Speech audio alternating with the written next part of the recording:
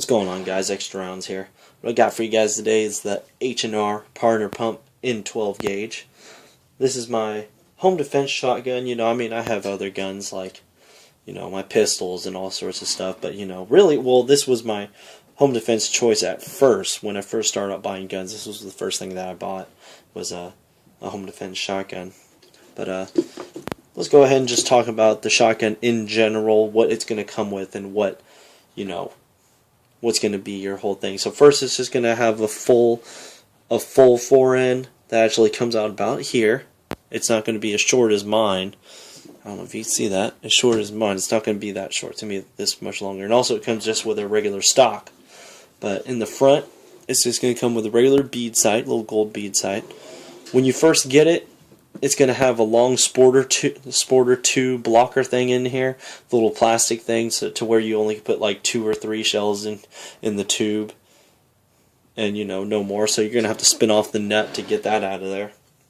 And once you finally get that out of there, it's for the 2 3/4 shells, it's 5 plus 1, but for the 3-inch shells, it's 4 plus 1. Or something like that. I don't remember. I don't really shoot 3-inch shells through this because, of problems I'll get into you with in a minute. But has cross bolt safety right there, just where the 870 is. And pretty much that's it. I mean, there's not really no frills or nothing about this shotgun. I mean, obviously I've done some upgrades to it, but when you first get it, there's like no frills. It's just a pump shotgun. So again, starting from the front, I just went ahead and put a, old cheapo Fred Meyer light on there, just something that I could flip on if I need to, because you should always have a light for any self-defense, well, yeah, self-defense and low light, but any home defense, like even if you have a pistol or an over and under shotgun or a 22 long rifle or anything, you should have a light to distinguish between the bad guy and your family members. So I got the light on the front. And then I went ahead and, like I said, I shortened up the fore-end because this fore-end was coming about this far. So what it was doing was it was coming about to here on the receiver. So I wasn't able to have this side saddle on here. So I just shortened that up with a Dremel tool, cleaned it up. It looks all good. And don't Dremel your firearms. Well, I Dremeled the plastic on the fore-end. I didn't Dremel the actual firearm. So calm down. Then also got a 6 shell side saddle. This is an 870 side saddle, so it matches up with the receiver perfectly. So if you wanted to put that on there, you can. Back here I got a 2-eared. That's one ear right here, and then there's another ear right here. You can't really see it. A single point sling attachment because that's just what I wanted for mine. Kind of like a tactical type thing. And then I got a Knox 870 collapsible 5-position stock.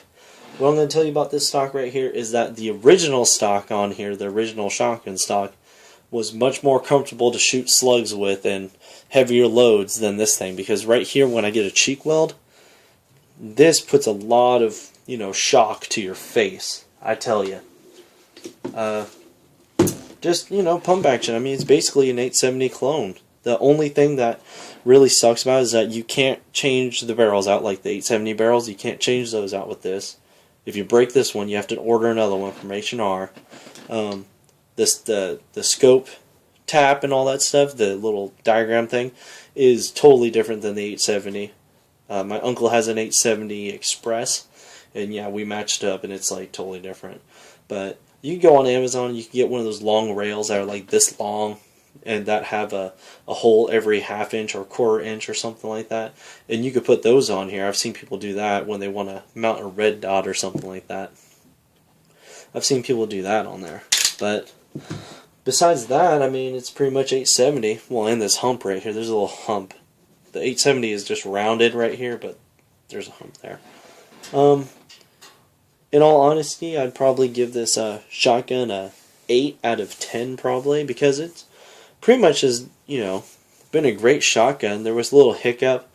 I've gotten about 200 shells through this shotgun and about 150 to 160.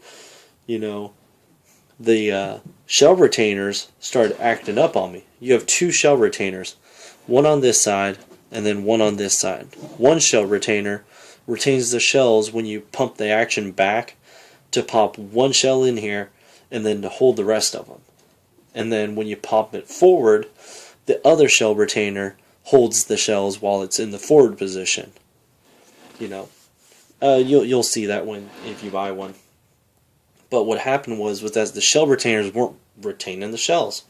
So when I'd pump it back, I would get a double feed where I'd have a whole shell here, and then, let's get this out of the way, and I'd have another half a shell trying to come out with it too, like this. Alright, let's do it like this. So it would just jam my gun up. So then, you know, I would fix that or whatever, and then if I'd bring it forward too hard, then the other shell retainer would act up, and then it'd pump another shell here. Now I got a dilemma. I got a live round in the chamber, and then I got a live round down here, like, you know, those ghost rounds or whatever that people do, like put one on the lifter.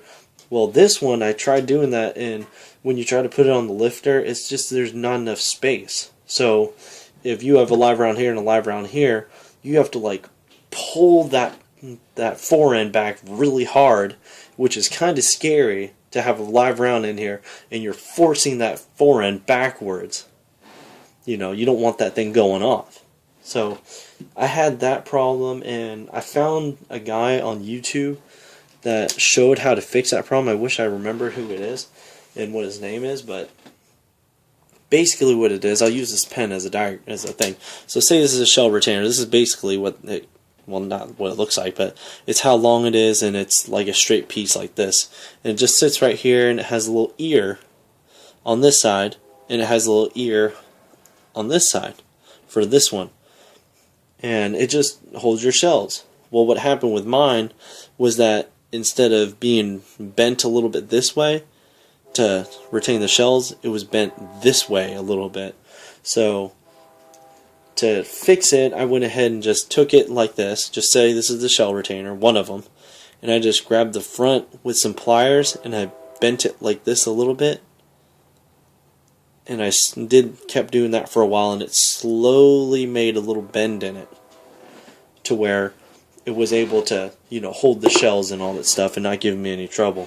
But one thing is that if you do it, you don't want to just sit there and just bend the crap out of it, because it's like tempered steel, so as soon as you bend the crap out of it, it has a real big chance of just snapping.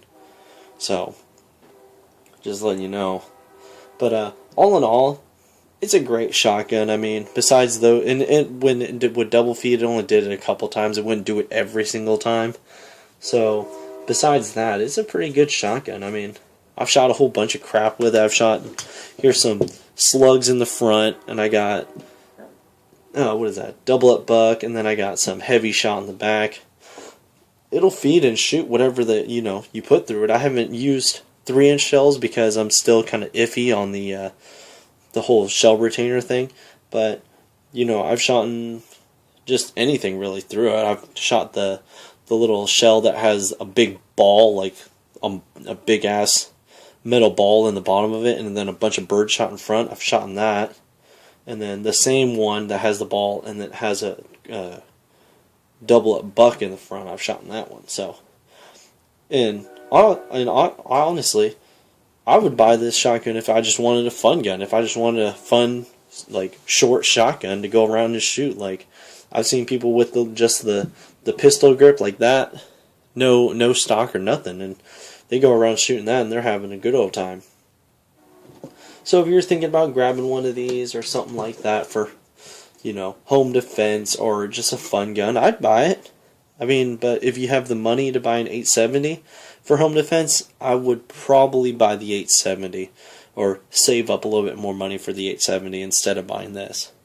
But if this is honestly all you could buy, then hey man, this is better than nothing. So that's all I got for you guys today. I'll see you later.